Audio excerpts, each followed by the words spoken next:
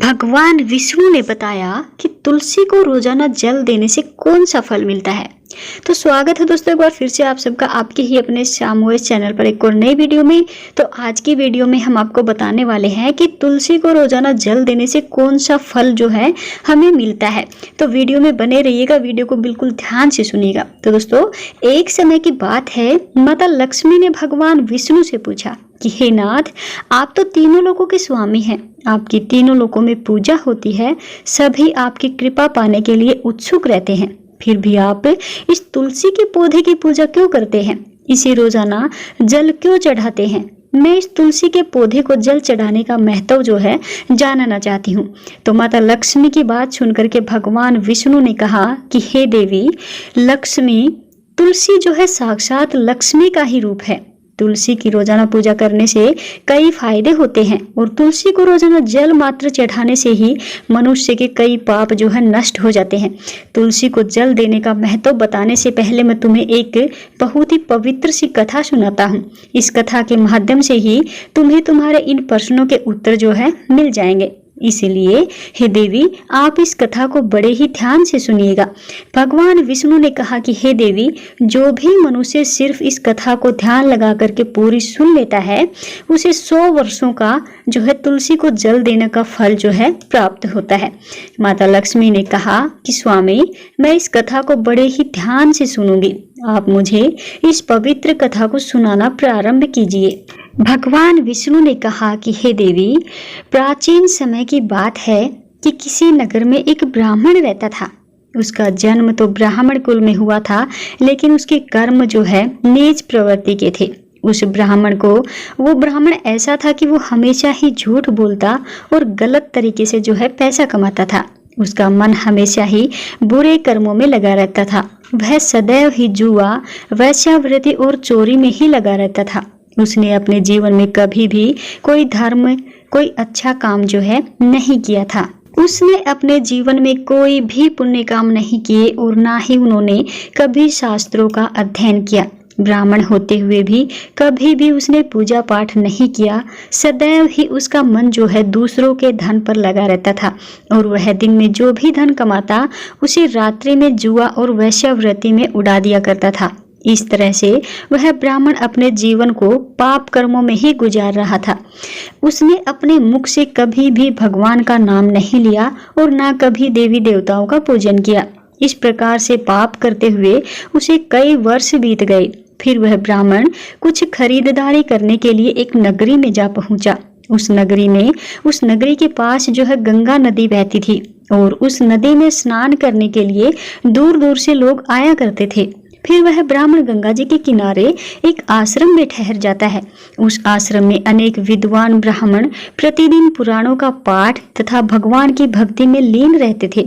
वह ब्राह्मण भी ढोंग करता हुआ वहीं पर उनके साथ रुक गया और उन ब्राह्मणों के साथ रहकर उसे भी भगवान का नाम लेने का जो है अवसर मिल रहा था। वह उसी स्थान पर कुछ दिनों के लिए रुका। फिर वहां पर आए हुए लोगों ने गायों का पूजन करके ब्राह्मणों को भोजन करवाया। तो उस ब्राह्मण ने भी उनके साथ बैठ करके जो है भोजन कर लिया और भगवान का प्रसाद ग्रहण किया।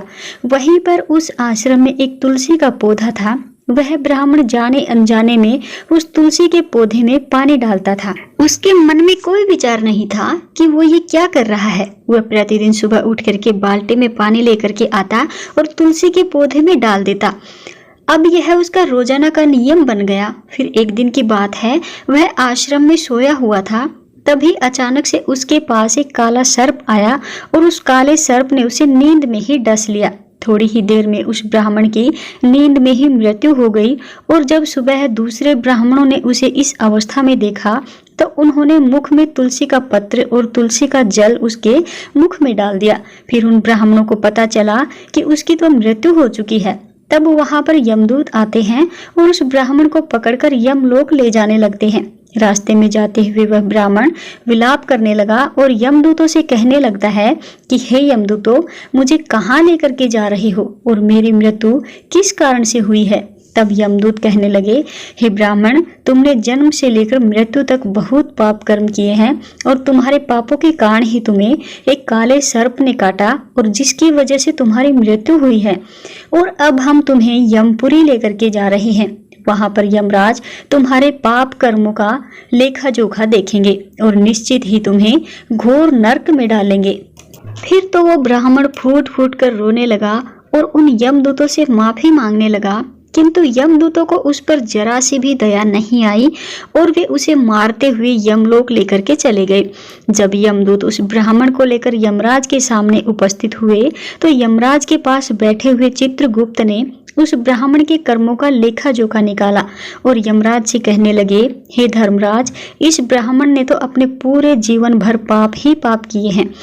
इससे उसके जीवन में कभी पुण्य का कोई काम इसने जो है किया ही नहीं।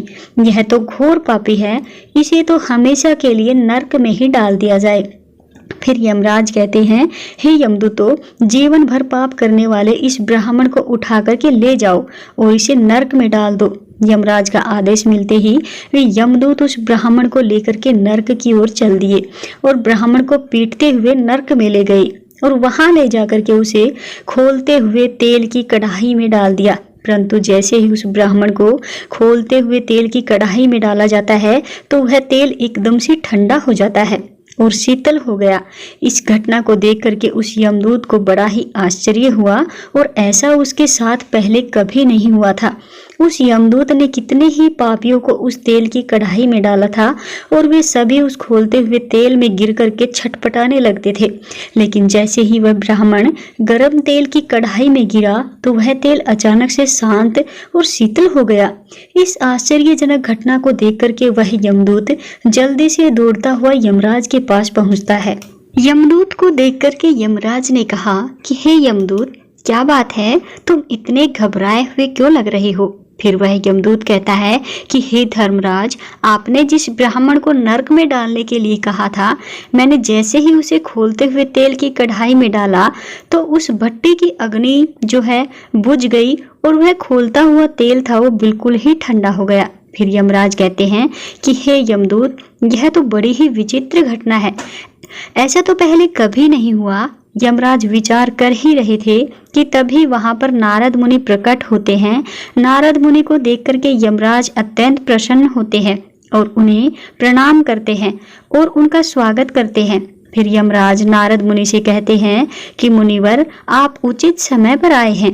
हमने आज और अभी एक अत्यंत पापी ब्राह्मण को नरक में गिराया है, किंतु उसके गिरते ही नरक की अग्नि ठंडी पड़ चुकी और खोलता हुआ तेल भी जो है शीतल हो गया। तब नारद मुनि ने यमराज से कहा कि हे धर्मराज, आपने जिस ब्राह्मण को नरक में डाला है वह नरक में डालने योग्य नहीं है, क्योंकि उस ब्राह्मण के द्वारा अनजाने में ही ऐसा कर्म हुआ है जो नरक का नाश करने वाला है। जो मनुष्य पुण्य कर्म करने वाले लोगों की संगति करता है उसे उनके पुण्यों का भाग जरूर ही मिलता है। यह ब्राह्मण तो कई दिनों तक उस भगवान के भक्तों के साथ रहा है। इस ब्राह्मण ने आश्रम में रहते हुए रोजाना तुलसी में जल डाला है, इसलिए यह ब्राह्मण बड़ा पुण्यात्मा बन गया है और इसके सारे पाप नष्ट हो गए हैं। यह ब्राह्मण अब स्वर्ग लोक में जाने का अधिकारी बन गया है। इस ब्राह्मण ने अनजाने में ही इतना पुण्य कमाया है जो कि कई जन्मों तक मनुष्य को प्राप्त नहीं होता है। इसलिए हे धर्मराज, आप इस ब्राह्मण को नरक में ना डालो और इसके पापों के लिए इसको केवल इतना ही दंड दो, इसे सभी नरकों का दर्शन कराओ। नारद मुनि की बात सुनकर के यमराज बहुत ही खुश होते हैं और उस ब्राह्मण को नरक से निकाल कर लाते हैं और अपने यमदूतों को कहते हैं कि हे यमदूतों, इस ब्राह्मण को ले जाओ और संपूर्ण नरकों का दर्शन कराओ। फिर यमदूत उस ब्राह्मण को लेकर के जाते हैं और संपूर्ण नरकों का दर्शन कराते हैं। भगवान विष्णु ने कहा कि देवी, इस प्रकार से यमदूत उस ब्राह्मण को संपूर्ण नरकों का दर्शन कराते हैं और उसे यक्ष लोक में ले जाते हैं और फिर वह ब्राह्मण एक यक्ष बन जाता है। भगवान विष्णु कहते हैं कि हे देवी, वनस्पति नामक तुलसी, मास नाम कार्तिक, तिथि नाम एकादशी, देवी वनस्पतियों में मुझे तुलसी प्रिय है। मास में कार्तिक मास बहुत प्रिय है और तिथियों में एकादशी तिथि मुझे बहुत प्रिय है। इसीलिए जो मनुष्य रोजाना तुलसी की पूजा पाठ करता है और तुलसी को जल देता है, वो मनुष्य मुझे सबसे अधिक प्रिय है। उस मनुष्य की कभी भी दुर्गति नहीं होती है और वह मनुष्य कभी भी नरक में नहीं गिरता है। जिन घरों में तुलसी का पौधा सदैव ही हरा भरा रहता है, उस घर में सुख शांति और समृद्धि बनी रहती है। भगवान विष्णु कहते हैं कि देवी, मेरी पूजा में और मुझे चढ़ाए जाने वाले भोग में तुलसी के पत्र अवश्य ही होने चाहिए, क्योंकि तुलसी के पत्र के बिना मैं किसी भी प्रकार का भोग स्वीकार नहीं करता हूँ। इसीलिए प्रत्येक घर में तुलसी का पौधा अवश्य ही होना चाहिए। अगर किसी के घर में तुलसी का पौधा है तो सुख शांति और समृद्धि के लिए तुलसी को चुनरी अवश्य ही चढ़ानी चाहिए। और हमेशा ध्यान रखें कि तुलसी का पौधा जो है चुनरी के बिना अधूरा होता है। तुलसी केवल एक पौधा ही नहीं है, बल्कि वह एक देवी है, यानी कि भगवान विष्णु की जो पत्नी है। इसीलिए तुलसी को चुनरी अवश्य ही चढ़ानी चाहिए। इससे पति पत्नी में प्रेम और विश्वास बढ़ता है। पति पत्नी का दाम्पत्य जीवन जो है खुशहाल बना रहता है। घर में रहने वाली महिलाएं सदा सुहागिन और सौभाग्यशाली रहती हैं। तुलसी का विवाह भी अवश्य ही कराना चाहिए। इससे मनुष्य के सभी दुखों का अंत होता है और सांसारिक जीवन सुखमय बीतता है। भगवान विष्णु कहते हैं कि देवी, तुलसी के पौधे के पास अपने मुख से अपशब्द नहीं बोलने चाहिए। तुलसी के नजदीक भूल से भी जूते चप्पल अथवा झाड़ू पोछा नहीं रखना चाहिए, इससे पाप माना गया है। तुलसी के पौधे के पास जल से भरा हुआ बर्तन कभी भी नहीं रखना चाहिए। तुलसी के पौधे के पास दीपक जलाने के बाद दीपक को वहां से हटा देना चाहिए, क्योंकि तुलसी के नीचे बुझा हुआ दीपक रखना अशुभ माना जाता है। जिस स्थान पर भी तुलसी का पौधा है, उस स्थान को हमेशा के लिए साफ स्वच्छ रखना चाहिए। इसीलिए नियमित रूप से तुलसी के पौधे के पास साफ सफाई का विशेष ध्यान रखना चाहिए। तुलसी के पौधे में शिवलिंग और गणेश जी की प्रतिमा नहीं रखनी चाहिए। साथ ही तुलसी के गमले में अन्य किसी भी प्रकार का पौधा नहीं लगाना चाहिए, ये अशुभ होता है। तुलसी के पौधे के पास कपड़े भी नहीं सुखाने चाहिए, अन्यथा कपड़ों का गंदा पानी तुलसी के पौधे पर गिर सकता है। और हमेशा ध्यान रखना चाहिए कि तुलसी के पत्र को नाखून से नहीं तोड़ना चाहिए, इससे तुलसी का अपमान होता है। यदि तुलसी के पौधे के पत्ते सूख करके अगर गिर जाते हैं तो उन्हें कचरे में नहीं फेंकना चाहिए, क्योंकि वे पत्ते पैरों के नीचे आते हैं, जो कि अच्छा नहीं होता है। उन पत्तों को आप तुलसी की मिट्टी में ही दबा दें और रविवार के दिन तुलसी के पत्ते नहीं तोड़ने चाहिए और रविवार को तुलसी को जल भी नहीं चढ़ाना चाहिए। बाकी सभी दिन तुलसी को सुबह स्नान से निवृत्त होकर के जल देना चाहिए और शाम के समय एक दीपक जलाना चाहिए। भगवान विष्णु कहते हैं कि हे देवी, अक्सर महिलाएं स्नान के बाद अपने बाल खुले रखकर ही तुलसी को जल देती हैं। ऐसा करना गलत होता है। महिलाओं को हमेशा ही अपने बाल बांध करके माथे पर सिंदूर लगाकर ही तुलसी में जल देना चाहिए। इससे तुलसी का आशीर्वाद प्राप्त होता है। घर में तुलसी का पौधा लगाते समय ध्यान रखें कि इसके लिए गंदे मिट्टी का उपयोग नहीं करना चाहिए, साफ स्वच्छ मिट्टी का ही उपयोग करना चाहिए। इससे तुलसी माँ रूठ जाती है और सूखने लगती है। तुलसी का पौधा कभी भी गंदे स्थान पर नहीं लगाना चाहिए, जैसे नाली अथवा बाथरूम के पास तुलसी के गमले को कभी भी नहीं रखना चाहिए, अन्यथा गंदा पानी तुलसी के पौधे में गिर सकता है, जो कि बहुत ही अशुभ माना गया है। घर में तुलसी का पौधा कभी सूखना नहीं चाहिए। शास्त्रों में ऐसी मान्यता है कि तुलसी का पौधा सूखना अकाल मृत्यु की सूचना देता है। घर में अगर तुलसी का पौधा सूख जाए तो यह घर की सुख समृद्धि जो है छीन लेता है। इससे घर की सुख समृद्धि खत्म हो जाती है।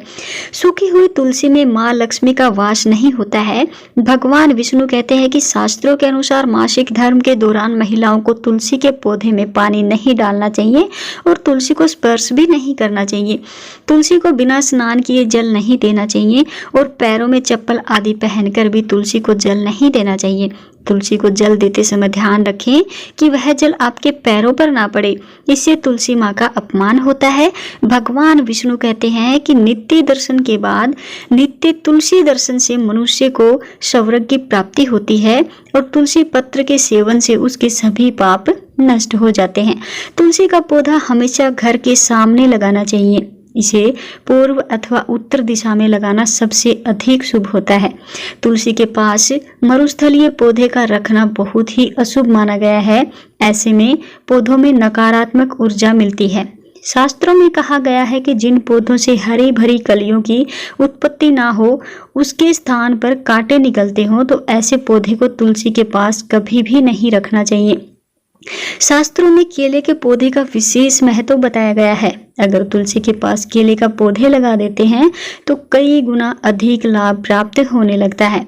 केले के पौधे में देवी स्वयं मेरा वास होता है। भगवान विष्णु बताते हैं कि हे देवी, केले के पौधे में स्वयं मेरा वास होता है। इसे तुलसी के पास लगाने से घर में सुख समृद्धि आती है। तुलसी के पौधे में शालिग्राम भी अवश्य ही रखना चाहिए।